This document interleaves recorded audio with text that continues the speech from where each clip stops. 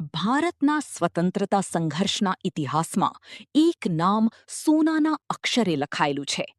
રાણી લક્ષ્મીબાઈ, જેમણે પોતાના શૌર્ય, સાહસ અને બલિદાનથી સમગ્ર દેશને પ્રેરણા આપી.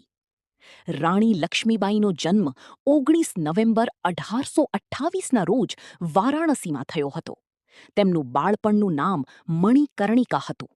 નાની વયથી જ તેઓ તલવારબાજી, ઘુડસવારી અને યુદ્ધકલામાં પારંગત હતા. તેમના લગ્ન ગંગાધર રાવ સાથે થયા અને તેઓ ઝાંસીની રાણી બન્યા. પણ રાજાના અવસાન પછી બ્રિટિશોએ ડોક્ટ્રાઇન ઓફ લેપ્સ હેઠળ ઝાંસી કબજે કરવાનો પ્રયાસ કર્યો. 1857માં ભારતનું પ્રથમ સ્વતંત્રતા યુદ્ધ શરૂ થયું, ઇન્ડિયન રિબેલિયન ઓફ 1857.